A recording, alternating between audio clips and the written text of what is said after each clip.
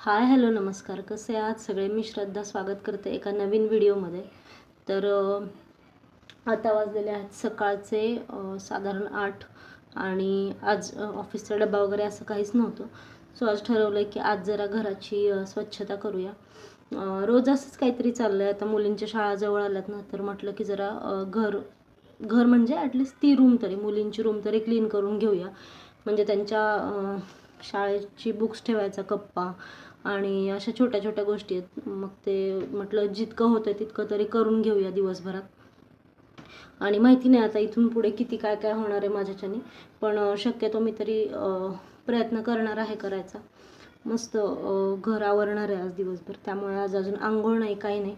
आता पहिलं नाश्ता करणार आहे, म्हणजे मग एनर्जी येईल जरा, आणि मग नाश्ता करून पुढच्या कामांना सुरुवात करते. तर चला तर मग आज तुम्ही पण माझ्याबरोबर राहा. मी काय काय करते आज दिवसभरात हे मी तुम्हाला तुमच्याशी शेअर करणार आहे या व्हिडिओमधून.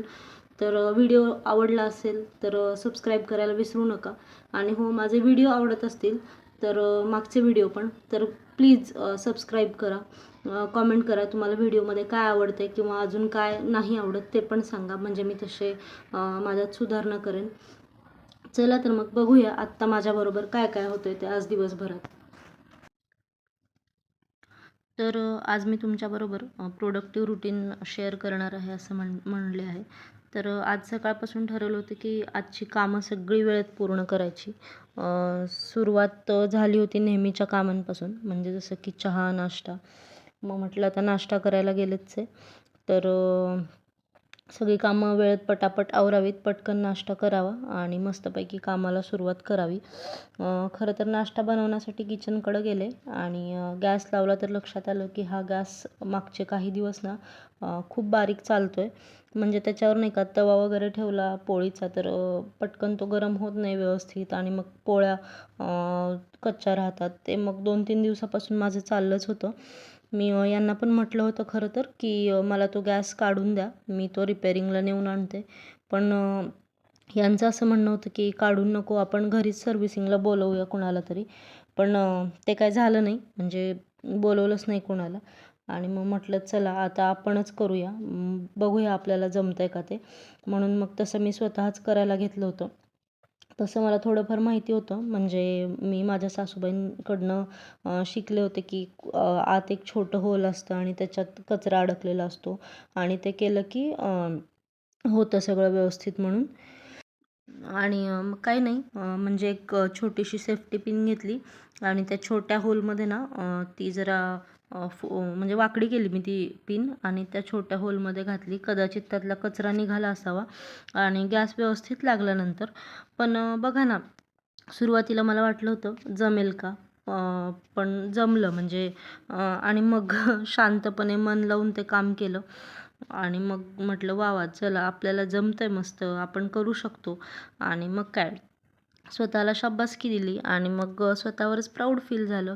आणि मग स्वतःलाच म्हटलं वा वा, तूने तो करके दिखाया. म्हणजे आपण काय करत असतो की टाळाटाळ करत असतो किंवा जाऊ दे, किंवा आपण कोणावर तरी डिपेंड असतो सारखं की नाही हे हे आलं तर करेल, मग तो गॅस रिपेरिंगलाच द्यायला पाहिजे किंवा असं. म्हटलं चला बघूया प्रयत्न करून जमतंय का, आणि मला खरंच ते जमलं होतं. पण खरं सांगू का, यामुळे मला एक गोष्ट जाणवली, ती म्हणजे आपल्या घरात अशी अनेक छोटी मोठी कामं असतात ना, जी आपण स्वतःच करू शकतो. प्रत्येक वेळी कोणावर तरी डिपेंड राहण्याची गरज नाही आहे आपल्याला. पण हो, म्हणजे आपली सेफ्टी बघून हे सगळं करा. म्हणजे काय की जिथे आपल्याला काय होत नाही, म्हणजे जिथे आपल्याला असं वाटतं की हे आता माझ्याच्याने होत नाही, तिथे नक्कीच तज्ज्ञांची किंवा बाहेरची कोणाची तरी मदत घ्या. स्वतः असं काही करायला जाऊ नका. आणि पण अशी छोटी मोठी कामं शिकून घेतली पाहिजेत. त्याने आपला आत्मविश्वास वाढतो आणि आपल्याला नवीन गोष्टीसुद्धा करायला मिळतात. तर त्यानंतर ते झालं, डोसा करून घेतला होता मस्त एनर्जी येण्यासाठी, पुढची कामं करण्यासाठी. आणि बाल्कनीमध्ये गेले होते मावशींना, म्हणजे मला माहिती होतं मुलींचे आता नवीन शूज आणलेत, तर म्हटलं ते त्यातले काही जुने म्हटलं म्हणजे चांगले शूज होते सगळे, चांगल्या स्थितीतले, ते मावशींना देऊया. म्हणून मग ते आवरायला गेले होते. कुंड्यांच्या खाली पण खूप माती जमा झाली होती बाल्कनीमध्ये, ती पण साफ करायची होती. ती मी म्हणजे मावशींच्याच मदतीने करणार होते. त्यानंतर शू रॅक आवरायला घेतलं तर त्यात म्हणजे असं खूप चांगले चांगले शूज निघाले छोटे छोटे. मग ते मावशींना दिले. चांगल्या स्थितीत होते ते सगळे शूज. आणि मग त्यांना पण एक छोटीशी मुलगी आहे, तर म्हटलं वापरतील ते, म्हणून मग सगळे दिले. आणि जे वापरात नसलेले पण कधीतरी लागणारे सगळे एका बॉक्समध्ये व्यवस्थित ठेवून दिले. आणि त्यानंतर रोज लागणारे रॅकमध्ये व्यवस्थित ठेवून घेतले. तर ते काय मला शूट करणं झालं नाही. त्याच्यानंतर कपाट आवरायला आलं. आणि मग सियाला म्हणजे मुलीला म्हटलं होतं की आज तू मला कपाट आवरायला मदत कर. तर ती पण लगेच हो बोलली होती. म्हणून मग तिच्या मदतीने कपाट आवरायला घेतलं. मस्त तिच्या आवडीची गाणी लावली आणि तिच्याबरोबर कपाट आवरताना मला ना इतकं छान वाटत होतं ना, आणि मज्जासुद्धा येत होती. सुरुवातीला 2च कप्पे आवरायचेत असं ठरलं होतं, पण त्यानंतर ती पण म्हणली की नाही आई, आपण सगळंच आवरून घेऊया. मग मस्त दोघींनी मिळून सगळं आवरायला घेतलं होतं. आणि हळूहळू करत सगळंच कपाट आवरलं गेलं. काही कपडे वापरातले होते ते छोटे छोटे झालेले होते, किंवा काही गरज नसलेले कपडे वेगळे केले. त्यामुळे कपाटातनं अशी व्यवस्थित छान जागा तयार झाली. आपण ना बऱ्याच वेळा अनावश्यक गोष्टी कपाटात ठेवत असतो, आणि मग त्यामुळे आपली जागा तिथे आपल्याला जागाच राहत नाही दुसरं काही ठेवायला. आणि बरं, तिची मदत घेतली होती मुलीची, त्यामुळे तिलाही काहीतरी वेगळं शिकायला मिळालं. आणि आपली वस्तू व्यवस्थित ठेवली तर नंतर शोधायला पण त्रास होत नाही, किंवा मग आपलं कपाट आवरून झाल्यानंतर आपल्याला किती छान वाटतं हे सुद्धा तिला कळलं. आणि अशाच लहान लहान गोष्टींमधून ती म्हणजे आपला बॉन्ड तयार होत असतो. त्यानंतर मग तिचे कवर घालायचे होते. कवरसुद्धा घालायला घेतले. नवीन बुक्स आणलेत.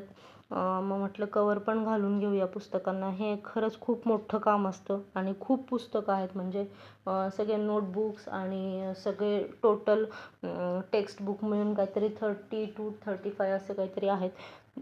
तर त्या सगळ्यांना कवर घालायचे होते. मग तेव्हाही मी तिचीच मदत घेत होते. असं ती पण मला मदत करते अशी छोटी छोटी. ती फेविकॉल वगैरे लावून देत होती. हां, आता कवर घालायला तिला इतकं व्यवस्थित जमत नाही, म्हणजे टेक्निकल प्रॉब्लेम येतात, ते कवर वगैरे फुगतं जर तिने घातलं तर. पण म्हटलं ठीक आहे, तिला पण थोडंसं शिकायला मिळावं, आणि म्हणून मग आम्ही दोघी पण बसलो होतो कवर घालायला.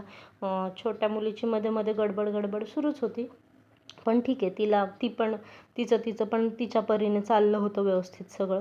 आणि मग सिया फेविकॉल लावून देत होती आणि मग मी कवर घालत होते. असं चाललं होतं आमच्या दोघींचं. तर आज आम्ही असं दोघींनी एकत्र कामं केली सगळी. म्हणजे तिने मला बरेच दिवसभरात खूपच मदत केली होती. आज कपाट आवरलं, थोडे थोडे बाल्कनीतले शूज वगैरे ठेवायला पण तिने मदत केली होती. आता मला बुक्सना कवर घालायला पण मदत करते. म्हणजे असं चाललं होतं दिवसभर आज.